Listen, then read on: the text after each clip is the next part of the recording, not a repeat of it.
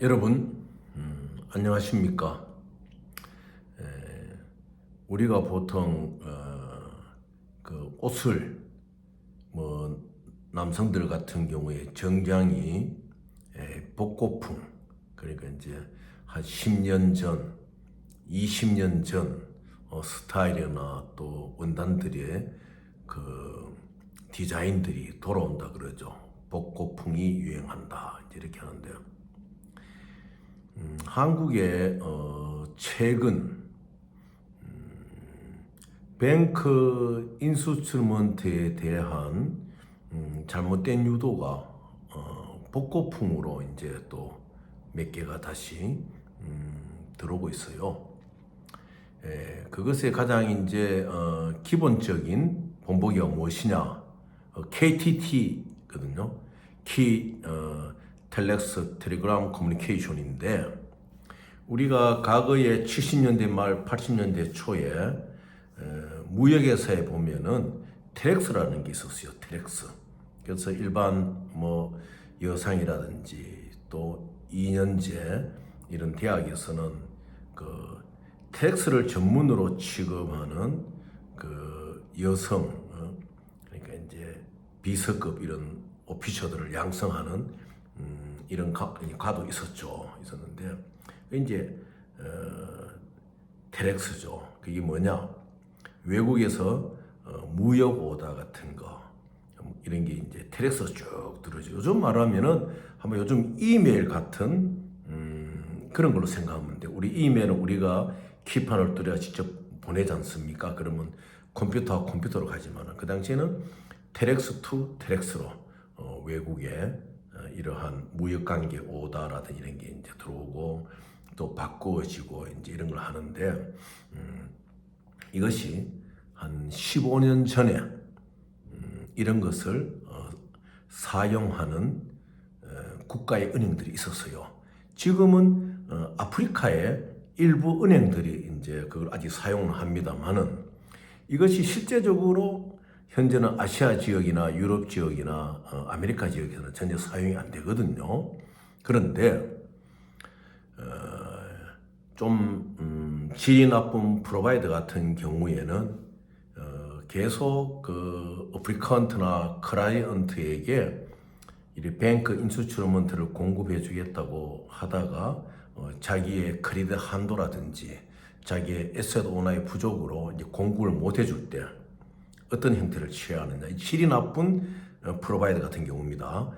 그런 경우에는 KTT를 주겠다 하면서 그 KTT의 그러니까 키 텔렉스 텔레그램 커뮤니케이션에 그 이제 워딩 카피를 보내줘요. 뭐 근사하죠. 한 5장 정도가 쭉 내려오는데 보면은 우리가 받는 스위프트 타입의 이제 그런 형태죠.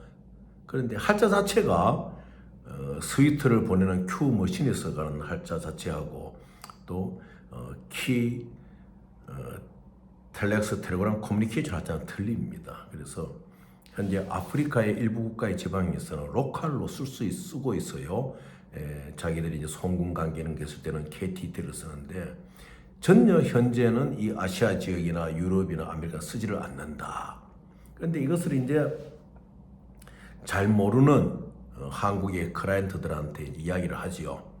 이렇게 KTT를 보내면은 뱅크 투 뱅크, 그러니까 KTT 카피를 먼저 보내줍니다. 보내주면 이걸 가지고 은행에 가서 뱅크 오피셜한테 이야기를 하면은 너희 은행의 뱅크 오피셜가 이 KTT 카피를 보낸 샌더 뱅크의 뱅크 오피셜하고 대화를 하고, 그 다음에 은행에 스크린을 오픈해 가지고 이 KTT의 하드 카피를 받아들이게 되면은 스위프트 같은 효과를 가져온다.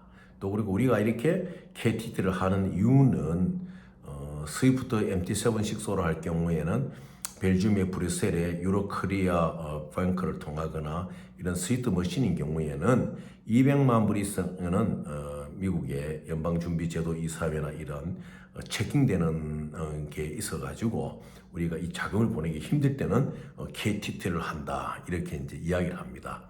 그러면 또 이것이 되는가 해가지고 일부 사람들은 또 이것을 가지고 어떻게 은행에 콤풍을 받느냐 이러면서 자기의 이제 시간과 노력을 허비하는 것이죠. 일본도 그런 경우가 있었어요. 나이 드신 분은 좀 아시겠지만 한 15년 전 같은 경우에 요즘 또 특정 장품 쪽으로 만지는 사람들 아니 있습니까? 무엇이냐? 일본 대장성 같은 데서 같은 거를 발행할 때 일부 그 인쇄소를 지정하잖아요. 그러면은 그 인쇄소가 나중에 폐업을 할 때 그 음을 만드는 그 기계를 프린트 기계를 인쇄 기계를 이제 대장성하고 계약이 끝났을 때는 완전 그걸 분해 해체해 가지고 버리든지 대장성에 반납을 이렇게 해야 되는데 그걸 보관하고 있다가 이것이 외부로 유출이 됩니다. 그러면은 뭐 고물업자가 사든 누가 그것을 구입하게 되면 유혹을 받게 되죠. 그래서 대장성에서 일본 대장성에서 발행하는 그런 어음이라든지 어떤 그 수표 같은 거 이런 거를 그 고물 행상들이 쌓는 그러한 머신에다가 이 장난을 치는 사람도 있어요. 한 15년 전에 우리나라에 그런 장난이 많이 들어왔지요. 들어와가지고 또 애를 먹은 사람들도 있고 지금 또 보면은 이 특정 상품이라 그래서 그런 거 만지는 사람들이 있어요.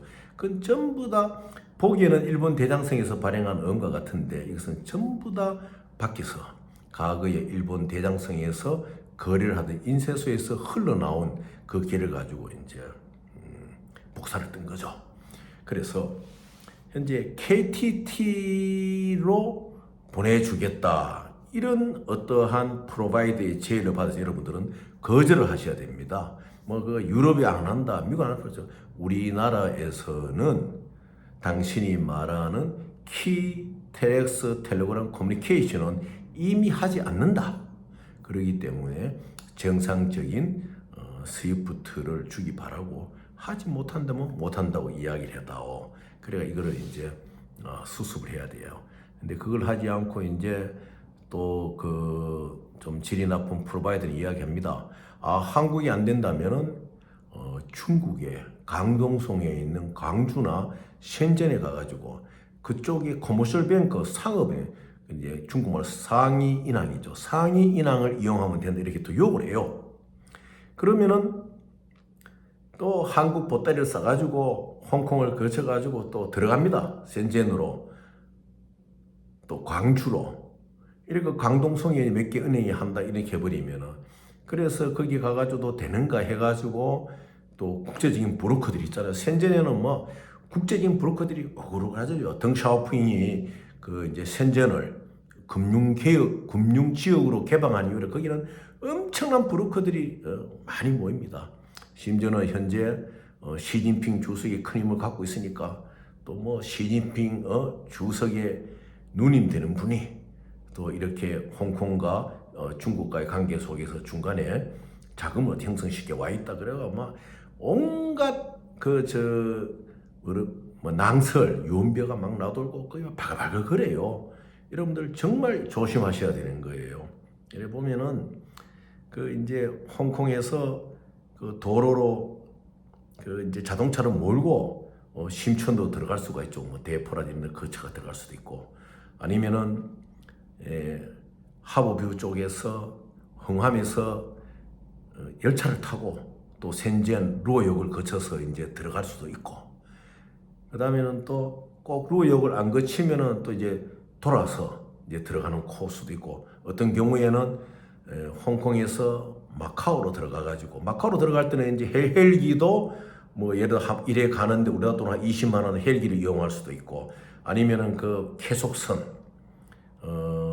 뭐 한 200 위에나 정도 되는 그 계속선을 타고 마카오로 가서 마카오에서는 또 육로로 그 주하이로 바로 넘어갑니다. 심천으로 갈 수 있는 셴전으로 갈 수 있는 이제 마카오에서 이제 육로로 이제 주하이 왜냐면 마카오하고 주하이는 이제 육로로 통과할 수 있으니까 그러니까 간목을 통과 이렇게 가는데 막 심천에 가면요 바글바글해요. 그 심천에 루어역에 딱 내리면은 거기서 한 500, 300, 400m 떨어진 샹그릴라 호텔부터 시작해야 그 주변에 그 많은 이러한 뱅크 인수처럼을 다룬다 그러면서 말레이시아, 주로 이제 말레이시아, 인도네시아, 필리핀 이쪽 사람들이 이제 모이죠. 거의 대부분이 스캐머들이에요. 그래서 여러분들 혹시 뭐 KTT 같은 거 이런 걸 받고 이것을 할 수 있다. 그럼 한국이 안 된다. 그러면 소개를 하겠다. 그러면은 심천으로 오라. 심천으로 오면 센젠이라 그러죠. 센젠에 오면은 상업은행, 상해인항이라든지 할 수 있는 은행을 소개시켜 줄 테니까 너의 어카운트를 거기 열어라. 이제 그래 되면은 거기 또 어카운트 열어주는 브로커들이 덤벼들어요. 뭐 예를 들어가 10,000위안을 디포짓해라. 뭐 이런 식으로 필리핀도 마찬가지요. 필리핀도 된다 그러면서 필리핀 뱅크에다가 이제 어카운트를 열어줍니다. 그러면은 뭐 한 1,000불 정도, 2,000불 정도 디포짓 하면은 우리가 여기서 이제 이런 KTT가 될 수 있도록 해주게 되고 그런 브로커들이 막 속수해요. 그럼 본인은 정작 필리핀의 그 뱅크오피스하고 컨택을 못하죠. 그 다음에는 또 본인은 진짜 센전의 상업은행의 뱅크 컨택을 못하죠. 그런데 다만 이제 디자인된 오피스들이 있는 거예요. 가면 그 창구에서 이제 해주는 거예요. 그거는 자기들끼리 연락을 해가지고 그러면 그 나중에 그 디포짓된 금액 아무리 작은 금액이라 하지만은 뭐 그런 돈들을 나중에 찾기가 굉장히 어려워지고 이제 그래 한 3, 4개월 고생하다 보면 이게 아니다 하면 또 이러한 이제 질 나쁜 프로바이더는 딴 방향으로 돌립니다. 그래서 이 뺑뺑이를 막 돌리는 거예요. 그래서 제가 여러분들이 말씀드리는 거는 이 지구상에 있는 어떠한 형태의 이러한 뱅크 인수들하고 여러분들을 막 돌리는 이러한 예에 대해서는 여러분 저한테 질문해 주시면은 제가 100% 완벽하게 여러분들이 그네를 안 당하도록 제가 보호를 해드리고 또 이제 방향을 제시하십니다. 뱅크 인수 출문트를 받는 방법이 제대로 받는 방법에는 스위프트를 통과하는 방법은 없다. 여러분들 그것이 굉장히 주의하셔야 돼요. 심지어는 요즘 베트남이나 뭐 이런 쪽에서 보면은 전에 한번 말씀드린다면 알리안스는 한마디로 알리안스 시스템은 한마디로 뱅크에서 스위프트를 보내기 위해서 서류를 만들어주는 것이거든요. 그러니까 뭐냐 법무사가 검찰에 낼 서류, 뭐 법무관계에 낼 서류를 작성해 주지 그런 역할을 하는 거예요. 그럼 알리안스 카피가 보면은 이 알리안스 카피가 리얼 진짜가 나왔다 하면은 이 스위프트는 반드시 움직이는 거예요. 근데 알리안스 카피가 나오고 난 뒤에도 스위프트가 안 움직인다. 그러면 이것은 뭐냐? 그 알리안스의 원본에다가 로그만 알리안스고 그 위에다 이제 복사를 2번, 3번 해가 이제 만드는 겁니다. 그래서 최근에 KTT로 이제 이 자금을 보내줄 수가 있다. 주로 이제 그런 사람들이 어느 쪽인가 하면요, 공중에 날아다니는 카드를 해킹하는 그룹들이 여러분들 접촉해가 이 카드로 이제 뭘 할 수 있다 하면서 막 말도 안 되는 어떠한 그 프로시드의 이름을 제목을 붙입니다. 그러다가 그게 안 되면은 그런 사람들. 그 다음에는 이제 GPI 계통.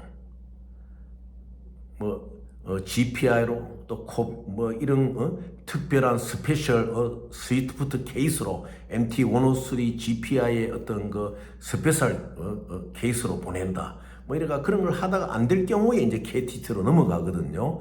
여러분들을 무마시키기 위해 가지고. 그러니까 아프리카의 일부 국가 거기에는 자기들끼리 KTT 협정을 맺어요. 그러면 여러분한테 분명히 말할 겁니다. 내가 우리 은행으로 KTT를 보낼 테니까 우리는 KT 번호를 좀 알아내라. 뭐 그럴싸히 이야기를 합니다. 그러면은 이제 처음 당해보는 사람들은 우리 은행에 정말 KTT 시스템이 있는가 싶어가지고 그 번호를 알기 위해서 온갖 노력을 하지요. 나싱이죠.